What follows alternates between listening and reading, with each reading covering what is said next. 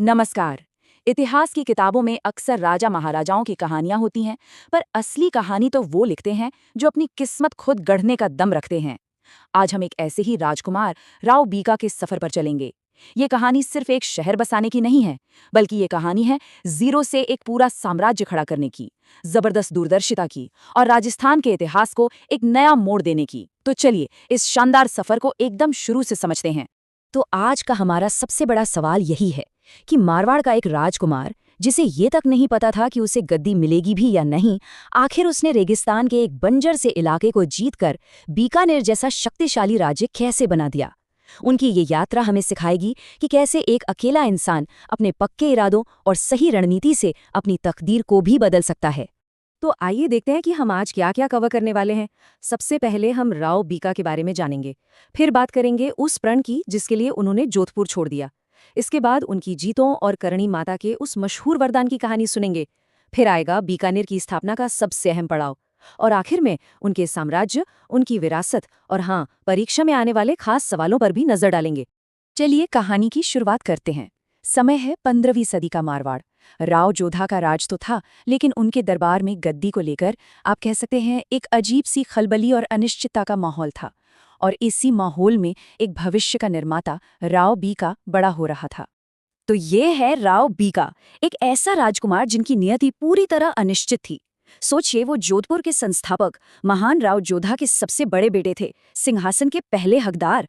उनका शासनकाल 1465 से 1504 ईस्वी तक का रहा, लेकिन इस मुकाम तक पहुंचना उनके लिए बिल्कुल भी आसान नहीं था। अब ये समझना जरूरी है कि राव जोधा के दरबार में आखिर चल क्या रहा था। देखिए, राव जोधा के कई बेटे थे और जाहिर है जहां इतने राजकुमार हों वहां गद्दी के लिए खींचतान तो होती ही है। एक बड़ा मशहूर किस्सा है। एक दिन राव बीका अपने चाचा कांधल के साथ दरबार में कुछ खुसर-पुसर कर रहे थे। राव जोधा ने मजाक में ही पूछ लिया, क्यों चाचा भतीजा, कोई नया राज्य जीतने की योजना बना रहे हो क्या?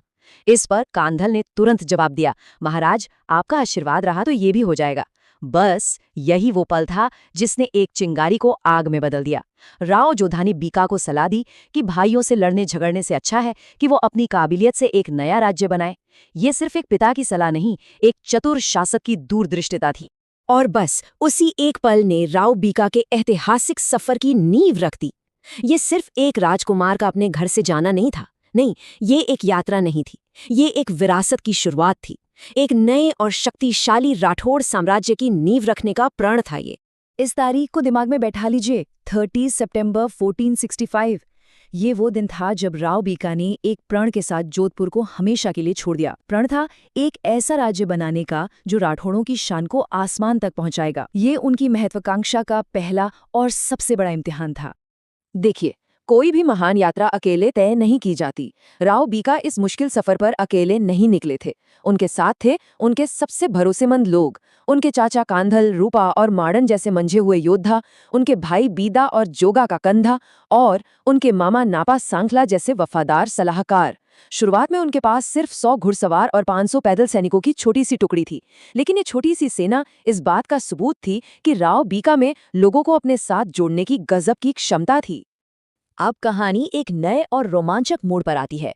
बीका और उनके साथी जंगल प्रदेश में दाखिल होते हैं, एक ऐसा इलाका जो छोटी छोटी ताकतों में बटा हुआ था और जिसे जीतना लोहे के चने चबाने जैसा था। लेकिन यहाँ उन्हें सिर्फ तलवार की ताकत नहीं, बल्कि एक दैवीय आशीर्वाद भी मिला जिसने सब कुछ बदल कर रख दिया। जोधपुर से निकलकर राव बीका का पहला पड़ाव था देशनोक, और यही जगह उनकी जिंदगी का सबसे बड़ा टर्निंग पॉइंट बनी।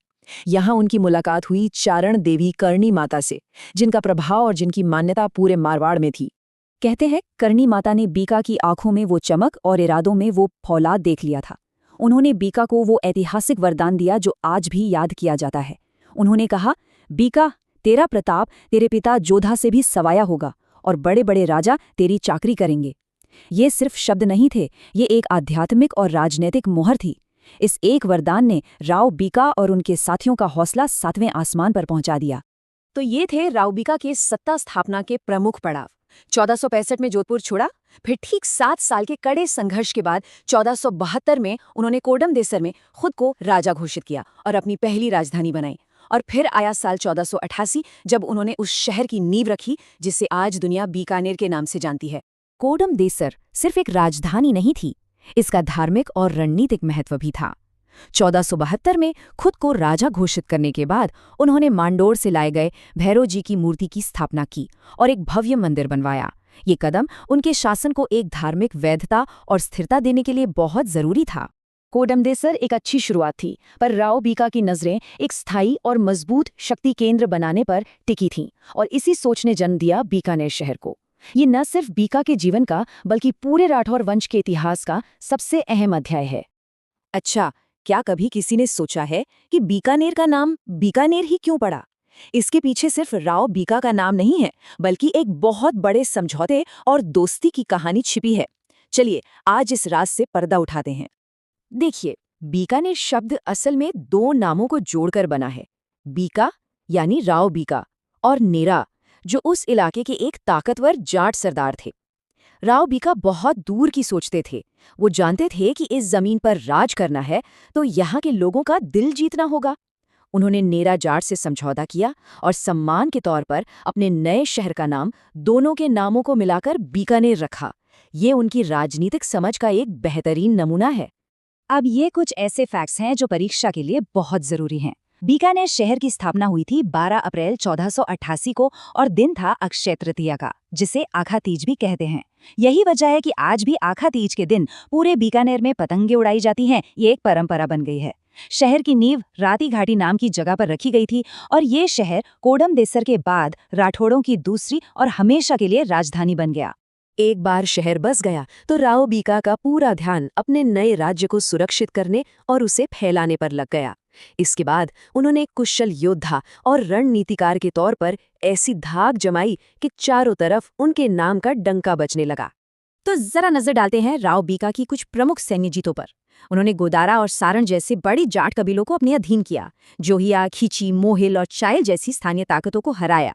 और बात यहीं खत्म नहीं हुई। उन्होंने पठानों, बलूचियों और क्याम खानियों जैसी बाहरी शक्तियों को भी धूल चटाई। नतीजा ये हुआ कि उनकी मृत्यु तक बीकानेर राज्य में 3000 से ज्यादा गांव आ चुके थे और ये 40,000 वर्ग किलोमीटर में फैला एक विशाल साम्राज्य बन चुका था। 1489 में राव जोधा की मृत्यु के बाद जोधपुर और बीकानेर के रिश्ते एक बार फिर नाजुक दौर में आ गए। सबसे बड़े बेटे होने के नाते बीका ने जोधपुर की गद्दी पर अपना हक जताया, लेकिन तब तक वहां उनके भाई राव सूजा शासक बन चुके थे। हालात इतने बिगड़े कि गृह युद्ध की नौबत आ गई। तब एक बार फिर करणी माता ने बीच बचाव किया। उन्होंने बीका को समझाया कि वो पहले ही एक बड़े और आज़ाद राज्य के मालिक हैं, उन्हें जोधपुर का मोह छोड़ देना चाहिए। हाँ, अपने बड़े होने के हक के तौर पर वो जोधपुर से शाही निशानियां जरूर ले जा सकते हैं। बीका ने उनकी बात मानी, जोधपुर पर चढ़ाई की और 14 राजकीय चिन्ह लेकर ही बीकानेर लौटे। इस तरह दो भाइयों के बीच एक बड़ा युद्ध टल गया। तो ये कौन सी 14 राजकीय निशानियां थीं? आइए कुछ प्रमुख चिन्हों पर नजर डालें। इनमें शामिल था कन्नौज से लाया गया वो मशहूर चंदन का सिंहासन, राव जोधा की अपनी ढाल और तलवार, शाही छत्र और चवर, लक्ष्मी नारायण और कुलदेवी नागणेची माता की मूर्तियां और भंवर ढोल और बेरिसाल नगारा जैसे शाही बाजे।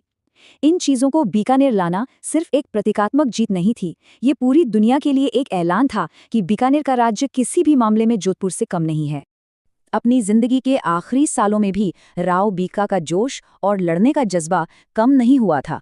उनका आखिरी और शायद सबसे बड़ा अभियान था 1504 में रेवाड़ी पर। यहाँ उनका सामना सीधा दिल्ली सल्तनत की फौज से हुआ यूं कि खंडेला के शासक ऋणमल ने सुल्तान सिकंदर लोदी से मदद मांगी और सुल्तान ने अपने सेनापति हिंदाल खान को भेज दिया। राव बीका ने अकेले ही इन दोनों की मिलीजुली सेना का सामना किया और न सिर्फ उन्हें हराया बल्कि युद्ध में ऋणमल और हिंदाल खान दोनों को मार गिराया। ये जीत उनकी सैन्य कुशलता का चरम थी। 17 जून 1504 को इस महान योद्धा और संस्थापक का निधन हो गया, लेकिन वो अपने पीछे एक ऐसी विरासत छोड़ गए जो आज भी जिंदा है। उन्होंने सिर्फ एक राज्य ही नहीं बनाया, बल्कि कोडमदेसर में भैरव मंदिर और बीकानेर में कुलदेवी नागनेची माता का मंदिर बनवाकर एक सांस्कृतिक नींव भी रखी। उनके बाद उनके बेटे नरा गद्दी पर बैठे। और ये भी याद रखने वाली बात है कि बीकानेर के शुरुआती 4 शासकों को राव की उपाधि दी गई थी। चलिए अब आते हैं इस अध्याय के सबसे जरूरी हिस्से पर, परीक्षा विशेष। यहाँ हम कुछ प्रैक्टिस सवाल देखेंगे और सारे जरूरी फैक्ट्स को फटाफट दोहराएंगे ताकि ये पूरा टॉपिक दिमाग में अच्छी तरह से बैठ जाए। तो तैयार है ना? पहला सवाल स्क्रीन पर है। राव बीका ने बीकानेर की स्थापना में किस स्थानीय नेता की मदद ली थी? आपके ऑप्शन है पांडु गोदारा, पूला सारण, नैरा जाट या फिर नापा सांखला। जरा याद करने की कोशिश कीजिए, हमने इस पर बात की थी। बिल्कुल सही। सही जवाब है सी, नेरा जाट। जैसा कि हमने चर्चा की, शहर का नाम ही बीका और नेरा को मिलाकर बना है, जो उनके बीच हुए राजनीतिक समझौते का सबसे बड़ा सबूत है। अगला सवाल देखते हैं। बीकानेर की स्थापना किस शुभ तारीख को हुई थी? ऑप्शंस है दीपावली, होली, दशहरा या अक्षय तृतीया यानी आखा तीज। और सही जवाब है डी, अक्षय तृतीया, आखा तीज। 12 अप्रैल 1488 अक्षय तृतीया का वो शुभ दिन था जब राती घाटी में बीकानेर की पहली ईंट रखी गई। ये एक बहुत ही जरूरी फैक्ट है, इसे हमेशा याद रखिएगा। चलिए, जाने से पहले एक बार सुपरफास्ट रिवीजन करते हैं। संस्थापक राव बीका राव जोधा के पुत्र, जोधपुर से निकले 30 सितंबर 1465 को। आशीर्वाद मिला करनी माता का देशनोक में। पहली राजधानी बनी कोडमदेसर 1472 में। बीकानेर की स्थापना हुई 1488 अक्षय तृतीया को।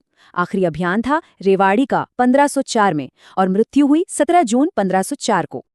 आखिर में राव बीका की कहानी हमें एक ही बात सिखाती है कि जब महत्वाकांक्षा को दूरदर्शिता और हिम्मत का साथ मिलता है तो इंसान न सिर्फ एक साम्राज्य बना सकता है, बल्कि इतिहास के पन्नों में हमेशा के लिए अमर हो जाता है।